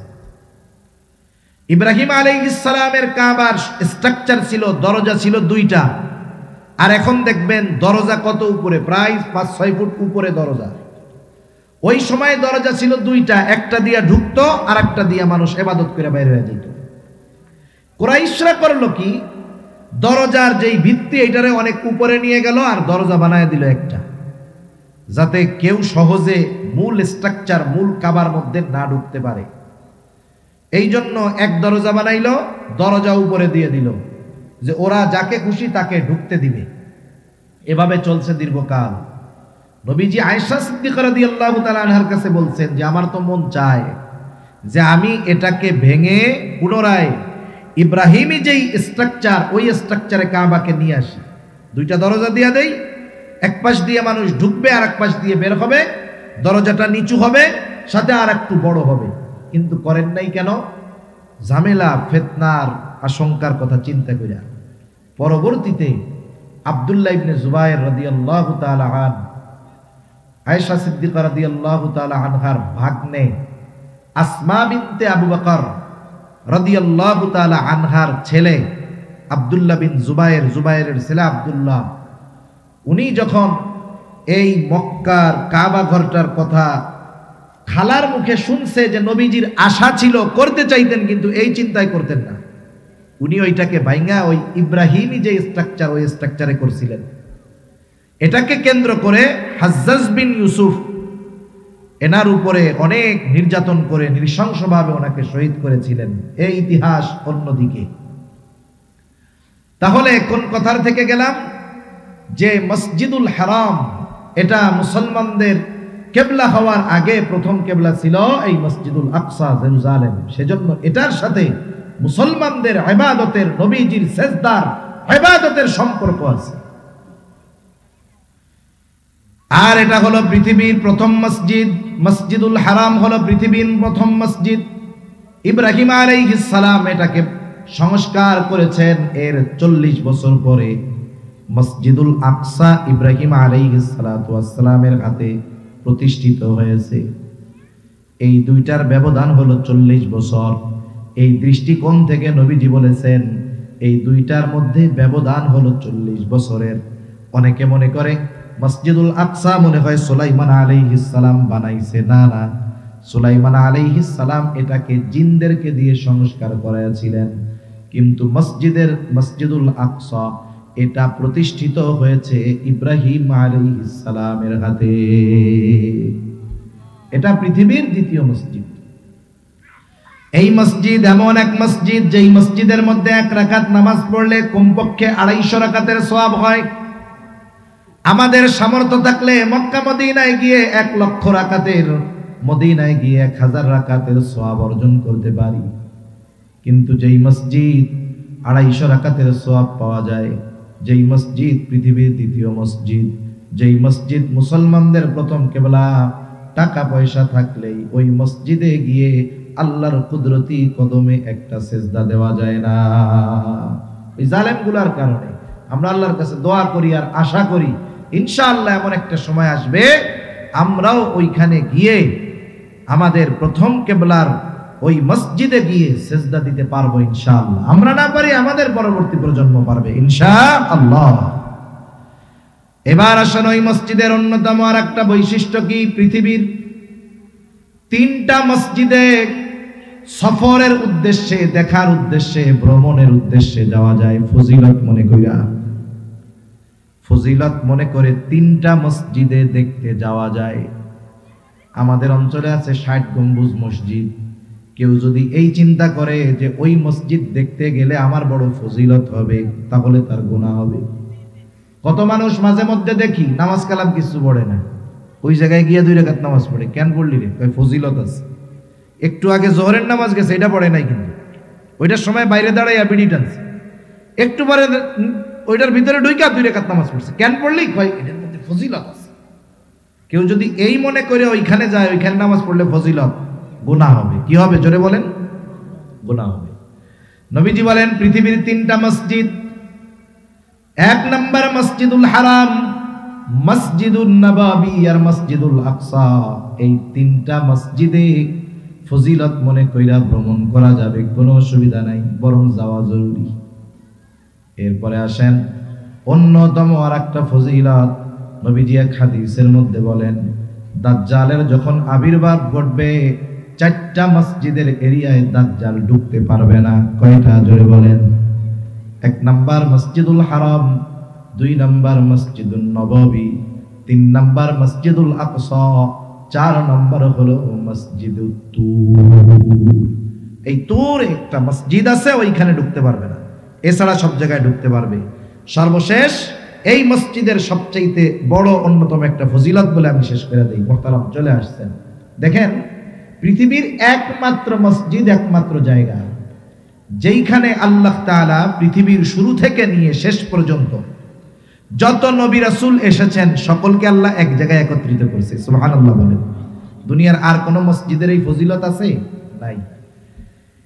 আরো কি ফজিলত? সকলে উপস্থিত হইছে সব নবী। আমার আপনার নবী হলেন নবীদেরও নবী, নবীদেরও ইমাম। নবীজি নবীদেরও ইমাম। সব নবীরা একত্রিত করেছেন আল্লাহ তাআলা সব নবীদের। 2 রাকাত নামাজ হবে। কে ইমামতি করবে? আদম আলাইহিস সালাম সকল মানুষের বাবা, ইব্রাহিম আলাইহিস সালাম সব মুসলমানদের পিতা। ইমামতির সুযোগ কারো হয় নাই। জিব্রাইল ঠেলা দিয়া আমার আপনার নবীকে সামনে আগায় দিয়া বলে আজকে এই জামাতের ইমামতি করার যোগ্যতা একমাত্র আল্লাহ তাআলা আপনাকেই দিয়েছে। আপনি হলেন আজকের ইমাম, ইমামুল আম্বিয়া। আমরা কেন বলি আমার আপনার নবী নবীদেরও নবী? এই মসজিদের সাথে আমাদের মুসলমানদের ঈমানের অন্তরের সম্পর্ক। এজন্য 2 মসজিদের সাথে সাথে এই মসজিদের প্রতিও আমাদের ভালোবাসা রাখতে হবে, ঠিক কিনা বলেন? আর ওখান থেকেই আমার আপনার নবীজির ঊর্ধ্বলোক মেরাজের সফর শুরু হয়েছে। আল্লাহ সুবহানাহু ওয়া তাআলা আমাদের সকলের অন্তরে মসজিদুল আকসার মোহাব্বত, মসজিদুল হারাম আর মসজিদুল নববীর মতো মসজিদুল আকসার মোহাব্বত আল্লাহ আমাদের হৃদয়ের মধ্যে ঢুকায় দিন। সকলে বলি আমিন। আল্লাহ তাআলা জালেমদের কবল থেকে এই পবিত্র জমিনকে, বরকতময় ভূমিকে আল্লাহ তাআলা হেফাজত করুক। সকলে বলি আমিন। যারা ওই জালেমদের বিরুদ্ধে জিহাদ করতেছে আল্লাহ তাদের কবুল করুক। যারা জীবন দিয়েছে আল্লাহ তাআলা তাদেরকে শাহাদাতের মর্যাদা দান করুক। আমিন। সুবহানাকাল্লাহুম্মা ওয়া বিহামদিকা।